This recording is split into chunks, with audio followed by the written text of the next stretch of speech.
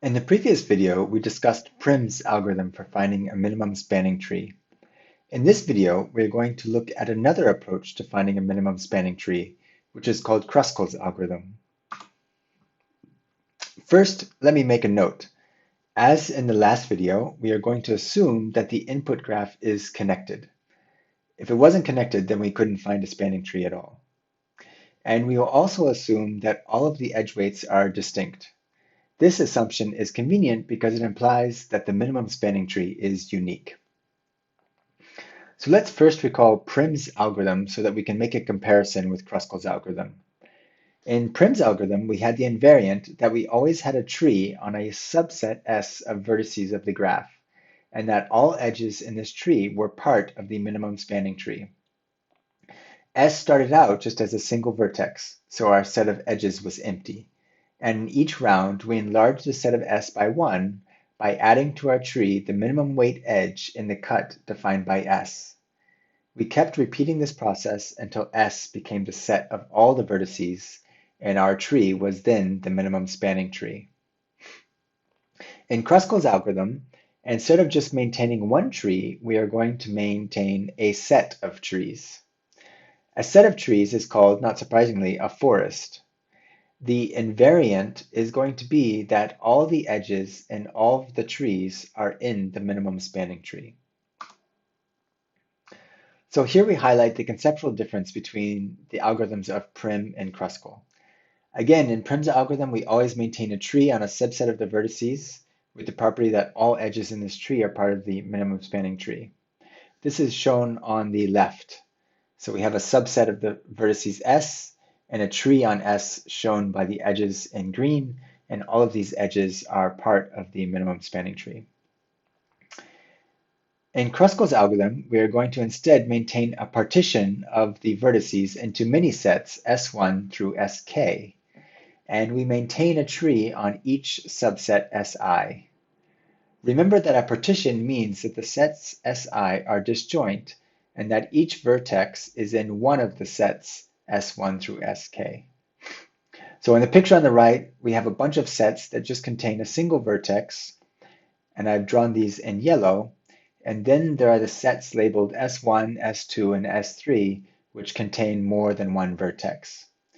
In each of S1, S2, and S3, the green edges form a tree on that subset. The invariant in Kruskal's algorithm is that all the edges in the forest are part of the minimum spanning tree. So all of these green edges should be part of the minimum spanning tree. At the start of Kruskal's algorithm, we initialize our partition of the vertices to consist of n sets, each of which just contains a single vertex. Initially, our set of edges is empty. A tree on a single vertex does not have any edges. As the algorithm goes on, we're going to add edges to merge the sets together. So in each round of the algorithm, we will have fewer and fewer sets in our partition, until at the end of the algorithm, we have a tree on one set that contains all of the vertices. As we maintain the invariant that all of the edges are always part of the minimum spanning tree, at the end of the algorithm, this tree must be the minimum spanning tree. The way we're going to merge sets together while maintaining the invariant is to again use fact2, like we used in Prim's algorithm. Fact2 says that a minimum spanning tree must contain the minimum weight edge from every cut. Kruskal's algorithm is actually going to make use of fact2 by iterating over the edges in order from smallest to largest. Okay, let's trace the running of Kruskal's algorithm on this example graph here with 7 vertices. The weights of the edges are shown in red. So at the start of the algorithm, we partition the vertices into 7 sets, where each set just contains a single vertex. The sets of the partition will be illustrated by the pink circles. I'm going to let A be the set of edges in the forest that we're building. Again, we want to maintain the invariant that every edge in A is part of the minimum spanning tree. Initially, A is just empty. So we're going to add edges to A using fact2 to certify that every edge that we add is part of the minimum spanning tree. So in Kruskal's algorithm, we first consider the minimum weight edge in the graph.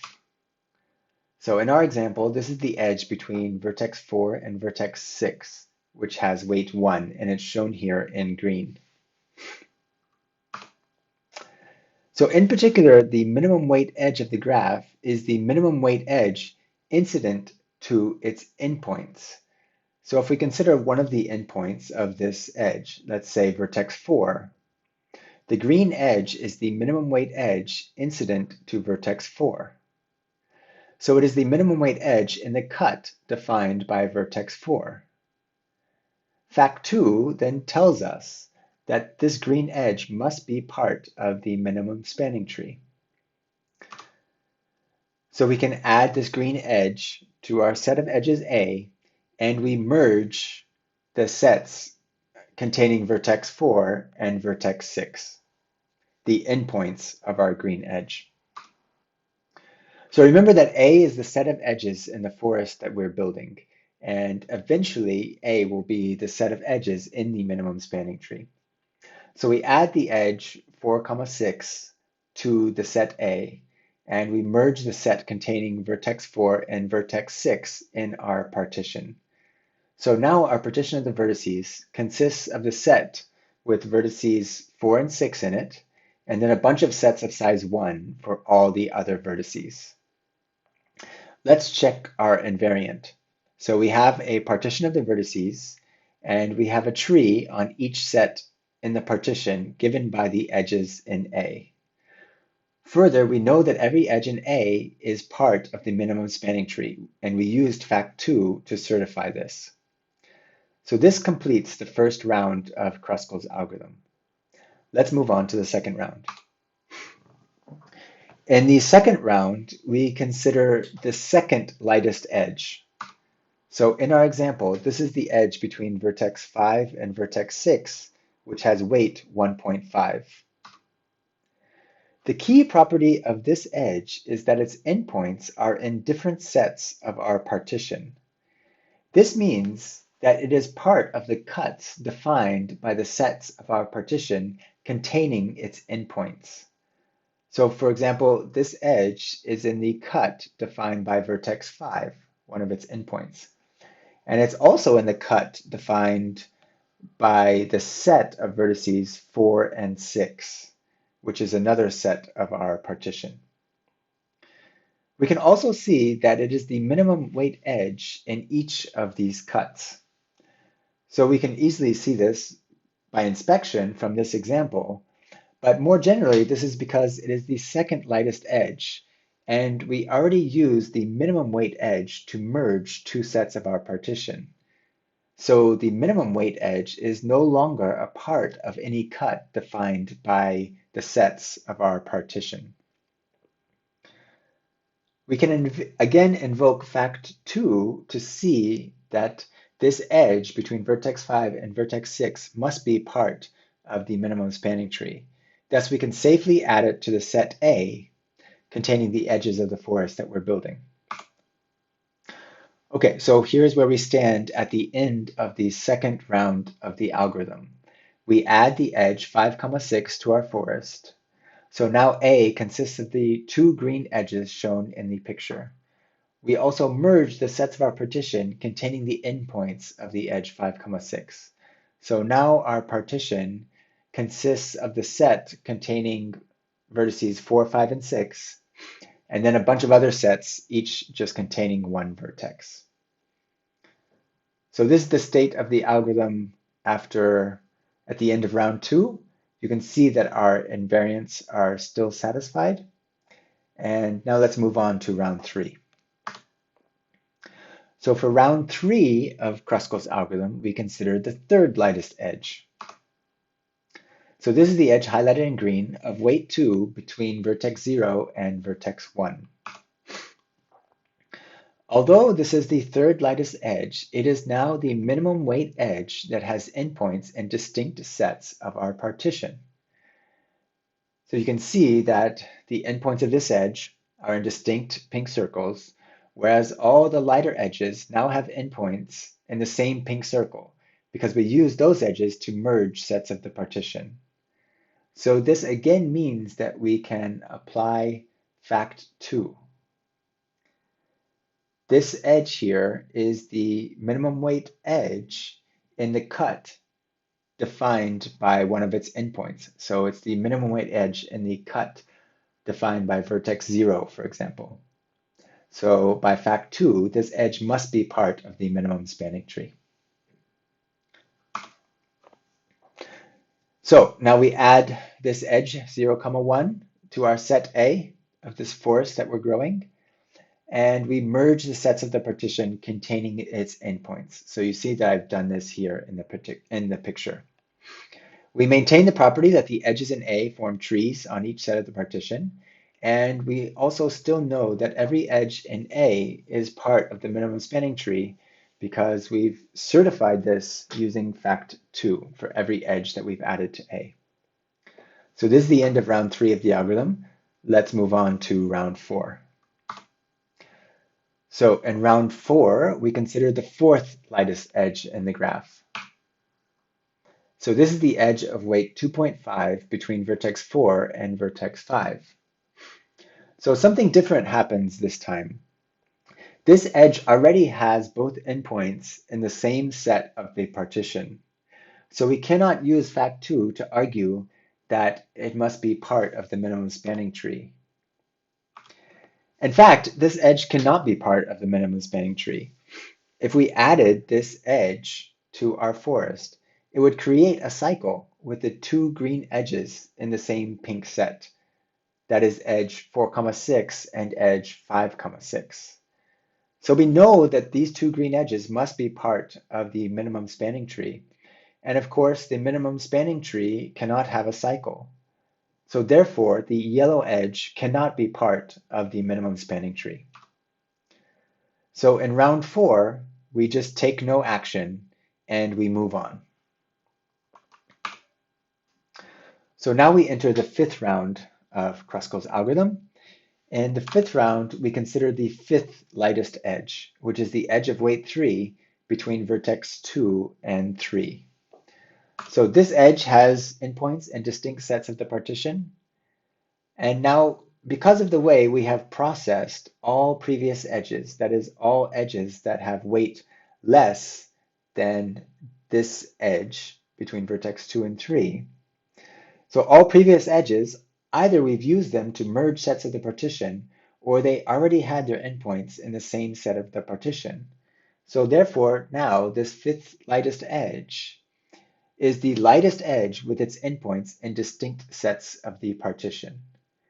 That means that we can again invoke fact 2 to conclude that this edge must be part of the minimum spanning tree. It is the minimum weight edge in the cut defined by vertex 2 or the cut defined by vertex 3. Okay, so in round 5, we add this edge to our forest and we merge the sets of the partition containing its endpoints. So here's the state of affairs at the end of round 5 of the algorithm. We add the edge 2, 3 to our forest, and you see now I've merged vertex 2 and vertex 3 into the same set. So now we have a pink circle containing both vertex 2 and vertex 3. So we have again maintained our invariants. The edges in our forest form a tree on each set of the partition.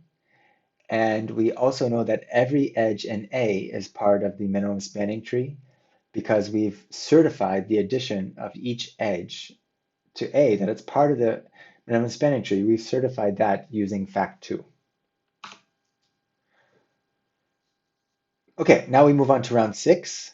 So we consider the 6th lightest edge. This is the edge of weight 3.5 between vertex 1 and vertex 2. So this edge again has endpoints and distinct sets of the partition. So again, it is the lightest edge with endpoints and distinct sets of the partition. So we know that it's part of the minimum spanning tree by fact 2, and we can add it to our set of edges A. Okay, so we do that, and here's the state of our algorithm at the end of round 6. So we've added the edge 1, 2 to the set A, and we've merged the sets of the partition containing its endpoints.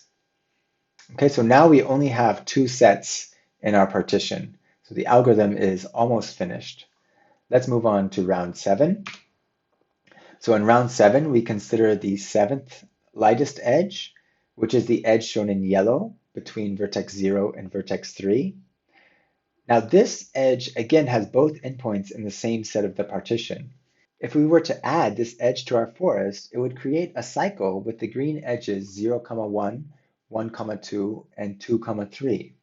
And we know that these green edges must be part of the minimum spanning tree. Therefore, the yellow edge cannot be part of the minimum spanning tree. So again, in round 7, we take no action and we just move on. In round 8, we consider the 8th lightest edge. So this is the edge of weight 5 between vertex 0 and vertex 5. So this edge has endpoints in distinct sets of the partition, and it is the lightest edge with endpoints in distinct sets of the partition. At this stage, the only other edge with endpoints in distinct sets of the partition is the edge of weight 6 between vertex 3 and vertex 4. So this edge is the minimum weight edge in the cut defined by the set of vertices 4, 5, and 6. Thus, by fact 2, it must be part of the minimum spanning tree, and we can safely add it to the set of edges A. So you see that after we add this edge and merge the sets of the partition containing its endpoints, our partition will just consist of a single set with all the vertices. So we do this here, and now Kruskal's algorithm is finished. We have found the minimum weight spanning tree of this example graph. Okay, hopefully going through this example demonstrates how Kruskal's algorithm works. Now let's step back and think about the algorithm more abstractly and see why it works. At the start of the algorithm, we partition the vertices into n sets, S1 through Sn, where each set just contains a single vertex. And we also maintain a set of edges A, which we initialize just to be the empty set. The invariant that the algorithm maintains is that it always has a partition of the vertices into sets S1 through Sk, and the set of edges A will give a tree on each set Si. And also a critical part of the invariant is that every edge in A is part of the minimum spanning tree of the graph. Okay, so how do we maintain this invariant? The algorithm proceeds in rounds, and in each round, we do the same procedure. In the ith round, we consider the ith lightest edge. Let's call it E. So if E has both endpoints in the same set of the partition, then we do nothing. Otherwise, if the endpoints of E are in distinct sets of the partition, then we add E to the set of edges A, and we merge the sets of the partition containing the endpoints of A. So you see that in this way, we maintain the part of the invariant that says that the edges in A give a tree on each set of the partition. Let us see why this maintains the other critical part of the invariant, that all edges in A are part of the minimum spanning tree. Again, let's say we're in the ith round and E is the ith lightest edge. I claim that if E has endpoints in distinct sets of the partition, then it must be the lightest edge with this property. This is because the algorithm has already processed every edge whose weight is less than the weight of E. And for every such edge, either its endpoints were already in the same set of the partition, or we added that edge to A and merged the sets of the partition corresponding to its endpoints. Either way, every edge lighter than E now has both its endpoints in the same set of the partition. So the fact that E is the minimum weight edge with its endpoints in distinct sets of the partition means that if we take one of the sets containing an endpoint of E, then E will be the minimum weight edge in the cut defined by this set. So this means that we can apply fact 2 to see that E must be an edge of the minimum spanning tree. And this is how we maintain the part of the invariant that all the edges in A are always part of the minimum spanning tree. Okay, so this explains why the invariant holds. There's just one more thing to show, and that is that the algorithm terminates with just one set in the partition containing all the vertices. If we show this, then the invariant is going to imply that the set A has all the edges of a minimum spanning tree. So suppose for contradiction that the algorithm terminates with at least two sets, S1 and S2, left in the partition. This means that the algorithm considered every single edge in the graph and never found an edge with one endpoint in S1 and the other endpoint in some other set of the final partition. This means that there are no edges in the cut defined by S1 in the graph at all, which in turn means that the graph is not connected.